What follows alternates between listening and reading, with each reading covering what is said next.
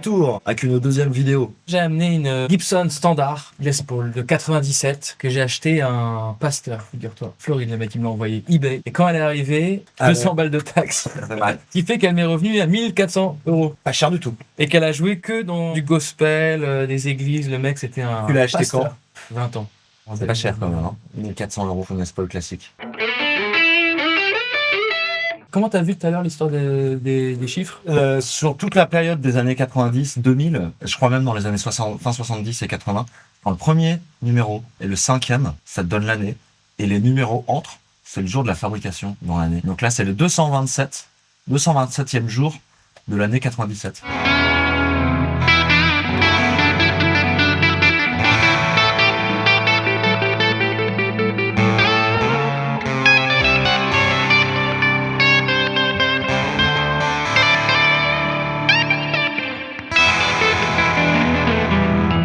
Moi, c'est une custom que j'ai achetée.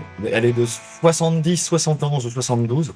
Sur ces guitares-là, on a toujours du mal à les dater. Donc, je pourrais pas te dire exactement avec précision l'année. On sait qu'elle est passée 70 déjà. En tout cas, ça, c'est sûr. Et celle-ci, je l'ai achetée 3000 €, moi. Je vendais des guitares dans un magasin à Pigalle. Qui vendaient des Tokai d'ailleurs, je me souviens. Aussi, on vendait des Tokai, on vendait aussi beaucoup de guitares de luxe, de guitares vintage, de guitares. Et voilà, c'est une de ces guitares-là. Tu ne peux pas trouver là-dessus, parce que, donc déjà, tu vois, on le voit de moins en moins le numéro de série. Et surtout, il n'y a pas de, c'était pas ce même numérotage. Pour définir qu'elle est de passé 70, c'est la volute qu'il y a là. Ça, c'est ce qu'ils ont fait en 70 ou en 69. Que moi j'ai pas, hein, c'est ça. Non, Ouais. Non, toi, c'est comme les années 50. Et elle est encore en one piece body, comme on le dit, encore une pièce. Alors que celle-ci, on ne sait pas déjà si c'est plusieurs pièces, mais surtout, c'est un pancake, ce qu'on appelle. C'est-à-dire, dans les années 70, ils faisaient une tranche d'acajou, une tranche de palissandre et une tranche d'acajou. Et il y a une table en érable aussi. Donc il y a 4. Pour qu'elle soit moins lourde, non? Franchement, j'en sais rien. Je pense que ça doit sûrement être des histoires de stock de bois ou des trucs où ça devait être plus pratique, tu vois, d'économiser de l'acajou et j'en sais rien. Il doit y avoir une raison pour laquelle ils ont fait ça. Moi, tu dis que c'est une one piece, genre avec un morceau de bois? C'est-à-dire que le bois là, on voit que le corps il est en une pièce, tu vois.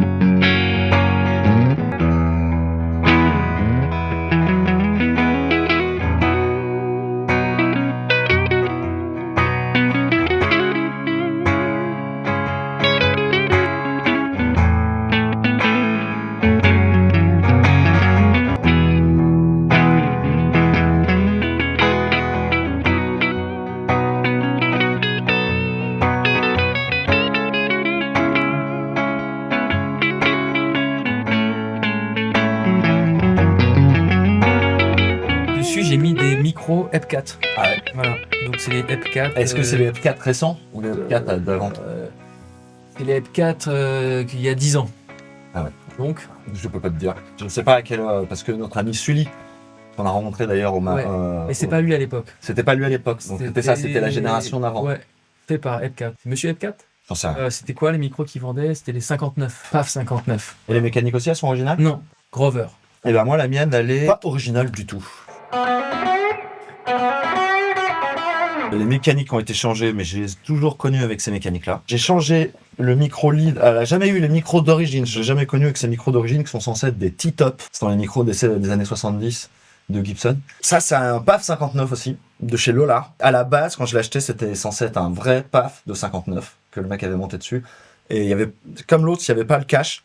Et la chanterelle, c'est-à-dire le mi-aigu à un concert, est passé sous le bobinage là, et ça m'a coupé le micro. Mais non. Ouais, donc je l'ai changé parce que tu peux le faire réparer, mais tu récupéreras jamais ton micro. Et ça, c'est pas un PAF, ça c'est un 500T des années 90. C'est un micro qui a bien la patate. Il est très compressé. Ouais, bah, plus ton micro il est bobiné, plus il a la patate, moins t'as de nuances et de dynamique, quoi. C'est-à-dire que t'as tout de suite très fort et un son très défini, très rond et chaud. Avec ça, tu peux vraiment avoir un son plus fin quand tu joues doucement et plus saturé si tu attaques plus.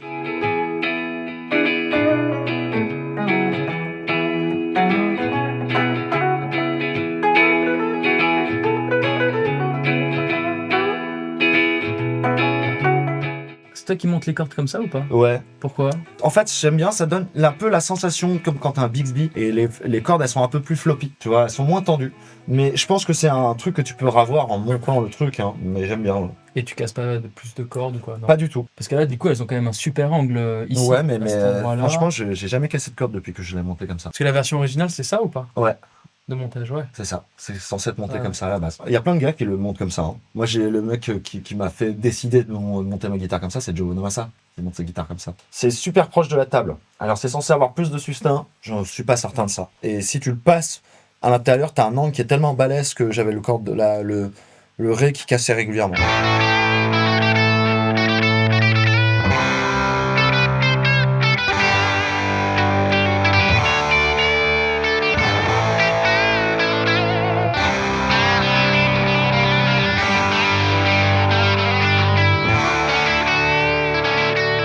Qu'est-ce qu'on peut dire d'autre sur ces guitares? C'est des guitares qui sont les deux là, par exemple, si on devait les comparer un peu, elles sont vraiment différentes. Là, même dans la construction directement, quoi. C'est-à-dire que là, le manche, il est en 5 pièces. T'as la volute ici pour que ça résiste mieux au choc, parce que les Gibson, elles avaient tous ce problème-là, elles se cassaient.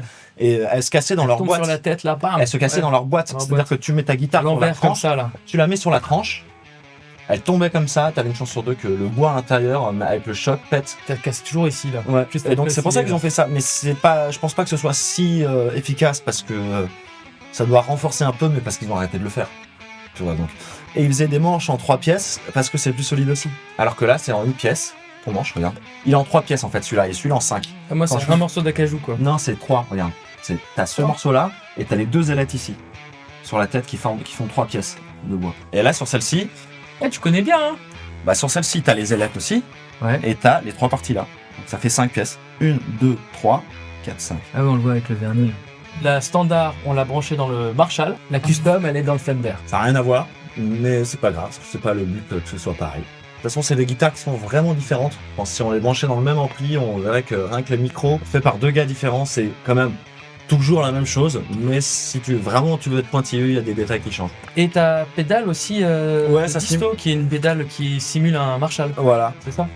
c'est une box of rock, quoi. Ça fait le fond un peu d'un JTM 45 Marshall. Moi, je trouve qu'il y a un truc qui est clair sur ces micros, c'est qu'ils sont très brillants. C'est-à-dire Ouais. qu'ils ont un côté très bright. Là, on est sur le micro-manche et t'as quand même un... C'est très cristallin. Très cristallin, carrément.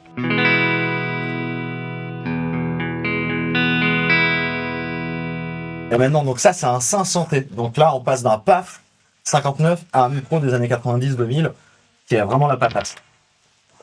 En micro-manche.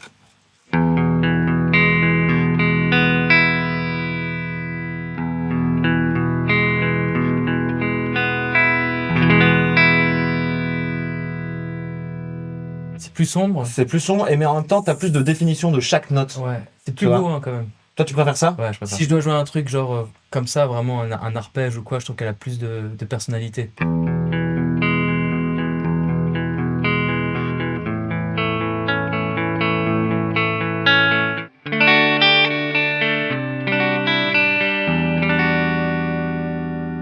Le lead, c'est un PAF classique 59 de chez Lola.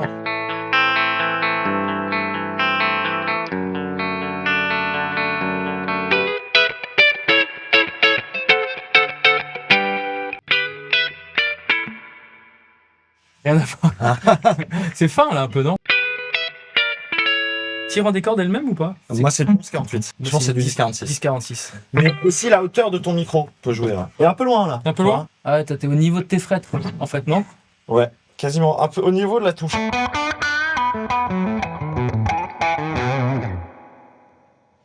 Alors, tu me dis de le mettre à peu près où? Au niveau de la touche ou au niveau de la... Bah, t'es pas mal là déjà. Hein. C'est bon. Hein. C'est pas mal. Et du coup, il faut que j'équilibre un peu. Et fais voir ton... Non, essaye déjà. Essaye. Tu verras bien, ça se voit.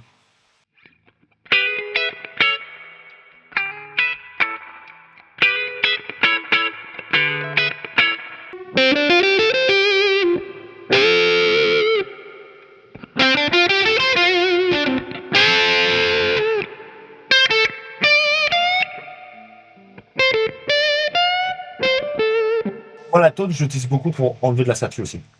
Ah ouais? On Ouais. a fait de la statue avec ça? Ah ouais, regarde. Si entre ça, enfin, enlever la tac.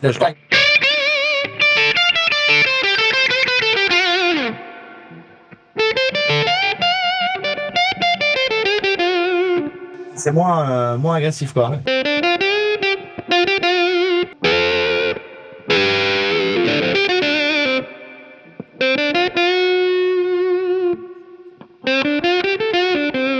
Moi, je joue énormément avec ma tome. C'est-à-dire que je suis jamais à fond. Toi, t'aimes bien les sons un peu genre coin, coin, coin. Ouais, mais Ça, c'est pour un ça qu'il peu- faut que l'ampli soit bien bright. Sinon, tu passes plus. Ah ouais, j'aime bien le Mais woman t'aimes tone. bien ouais, t'aimes bien coin, coin.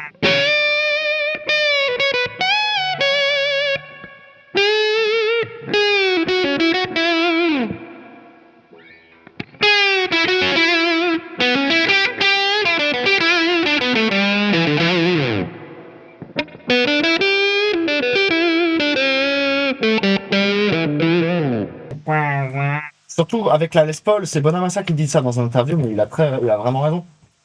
T'as 4 potards de tonalité. Quand t'as 4 potards, 2 volumes, 2 de tonalité. Quand tu te mets au milieu, tu peux vraiment faire plein de choses, quoi. Oh putain, maintenant, quoi. Non. Tu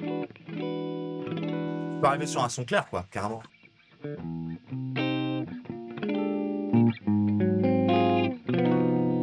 T'as carrément pas enlevé la pédale? Ah, je suis même son que tout à l'heure. Dans le Marshall. Ouais. Et là, c'est bon.